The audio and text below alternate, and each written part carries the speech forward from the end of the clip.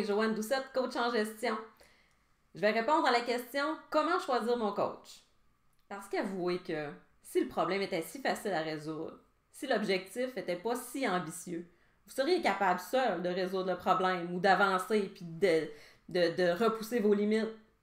Mais c'est pour ça que c'est important de bien choisir son coach.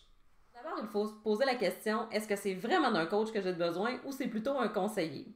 Plusieurs personnes mélangent les deux et je vous comprends parce que il y a plusieurs personnes qui utilisent le titre de coach ou le nom de coach quand finalement c'est du conseil qu'ils donnent. Et certaines personnes vont se dire conseiller, ils vont avoir une attitude beaucoup plus coach.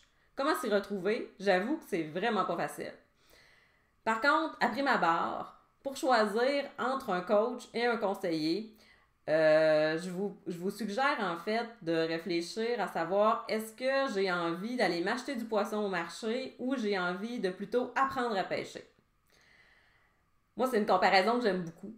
Donc, disons que j'ai le goût d'avoir les services d'un conseiller, c'est que je vais aller acheter du poisson. Je m'en vais à l'épicerie, je vais voir mon poissonnier, je regarde qu'est-ce qu'il y a à offrir et je me choisis un poisson. Je le paye, je retourne chez moi, je cuisine et voilà. La prochaine fois que j'ai faim, j'ai encore besoin d'un poisson, je retourne à l'épicerie. Ça plaît à des gens, il n'y a aucun problème. Le coaching, c'est plutôt apprendre à pêcher. Donc, j'ai faim, qu'est-ce que je fais? La dernière fois, je suis allée au marché, je pourrais y retourner, mais c'est un problème qui est récurrent, il revient toujours. Comment je pourrais faire pour m'en sortir de cette situation-là et passer à une étape supérieure? Donc, le coaching, c'est un peu ça. C'est vous apprendre à pêcher. C'est vraiment pas fournir le poisson, mais plutôt fournir les outils pour apprendre à pêcher. Donc, maintenant que vous avez déterminé si c'est un conseiller ou un coach que vous avez besoin et que vous retenez l'option du coach, vous pouvez vous demander est-ce que j'ai un objectif qui me tient suffisamment à cœur pour mettre les efforts et l'énergie à résoudre cette situation? Donc, il se peut que vous ayez très peu d'énergie ou que c'est quelque chose qui est très important pour vous, mais que ce n'est pas le bon timing d'entamer un processus. Donc, vous êtes peut-être mieux de reconsidérer votre option et d'aller plus vers un conseil rapide qui va vous demander peu d'énergie.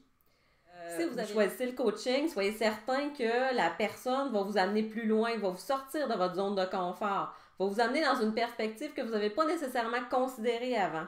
Donc, pour ça, ça demande de l'énergie, ça demande des efforts, ça demande une certaine ouverture. Et avant de s'embarquer dans un processus de coaching, il faut être prêt à ça. Alors maintenant, vous savez que le coaching, c'est pour vous, que vous avez l'énergie, que vous avez envie de mettre les efforts pour arriver à une réussite de façon plus rapide et beaucoup plus intéressante que si vous aviez été seul. Qu'est-ce qui reste? Partir à la chasse au coach. Comment on fait ça? Comment on va trouver la bonne personne qui va fitter avec nos valeurs, notre philosophie, qui va réussir à nous pousser dans nos limites?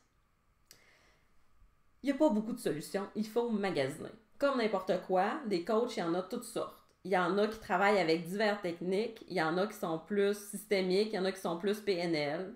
Pour vous, ça ne vous dit pas grand-chose, mais l'important, c'est vraiment de prendre rendez-vous avec eux, de voir qu'est-ce qu'ils ont à vous offrir. Est-ce que la personnalité du coach fit avec ce que vous avez envie? Est-ce que vous allez avoir l'impression de passer du bon temps de qualité avec votre coach? Ensuite, vous pouvez vous demander qu'est-ce que j'ai de besoin? Est-ce que j'ai besoin d'un coach qui va se déplacer, qui va venir dans mon entreprise? Est-ce que pour la confidentialité, vous aimez mieux vous déplacer dans un cabinet de coach? Vous pouvez aussi avoir du coaching à distance. De plus en plus, les coachs offrent cette option-là. Moi, personnellement, c'est sûr que je suis un petit peu vendue à ça. J'aime ça parce qu'on perd pas de temps, on perd pas d'énergie non plus dans les déplacements. La vidéo, c'est vraiment direct. On commence la rencontre, on la termine, on n'a pas à se déplacer personne. C'est plus efficace, moi, je trouve, en termes de temps puis d'énergie. Puis nécessairement, le coach a moins de coûts associés, donc peut charger un petit peu moins cher. Ceci étant dit, il y a des gens pour qui le contact physique, c'est très important. Alors, je vous conseillerais à ce moment-là de vous trouver un coach qui peut faire du coaching en personne. Ensuite, est-ce que j'ai oublié quelque chose? Je regarde un peu mes notes. Magasiner, je l'ai dit. L'approche, oui, il y a quelque chose que je n'ai pas nommé qui est super important, c'est de regarder c'est quoi la formation de la personne qui va vous accompagner et c'est quoi son expérience. Donc, bien que le coach ne donnera pas des conseils, c'est quand même intéressant de savoir c'est quoi son parcours de vie à cette personne-là, c'est quoi ses expériences, comment elle les transpose dans son coaching, parce que même si le coach ne vous donnera pas de conseils proprement dit, il peut quand même vous parler de son expérience, peut quand même vous fournir des outils pour avancer. Un coach va fournir la structure pour avancer, donc c'est sûr que quand on parle de confiance, c'est que faut que ça s'établisse rapidement avec la personne et que vous ayez l'impression que c'est quelqu'un qui va vraiment vous aider à vous structurer, puis à avancer, puis à sortir de votre zone de confort aussi. Pourquoi j'insiste là-dessus, c'est que bien qu'on recherche des fois des gens qui nous ressemblent, ça fait du bien des fois d'aller se faire coacher par une personne qui est un petit peu différente de nous, qui va nous amener dans des zones qu'on n'aurait pas pensé tout seul.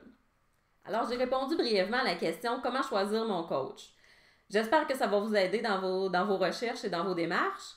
Et si vous avez une chose à retenir, eh bien, c'est de magasiner votre coach, de prendre la rencontre avec et de voir vraiment s'il y a un déclic, si vous avez le goût de travailler avec cette personne-là. Bien sûr, vous direz peut-être que je suis pas une bonne vendeuse ou que je suis pas une bonne femme d'affaires parce que au lieu de vous vendre mes services, je vous dis de magasiner. Par contre, il n'y a pas de bénéfice pour personne s'il y a un mauvais pairage entre un coach et son coaché. C'est vraiment gagnant pour les deux quand il y a vraiment un partenariat qui se crée parce que c'est comme ça qu'on est capable de se propulser vers la réussite. Ceci étant dit, si vous avez aimé mon énergie et que vous dites « Ouais, elle a l'air pas pire, elle, il me semble que ça fitterait » et que vous avez envie qu'on travaille ensemble, ben gênez-vous surtout pas pour me contacter via mon formulaire de contact sur mon site web joannedoucette.ca. Ça va me faire plaisir. Bonne chance dans votre chasse au coach!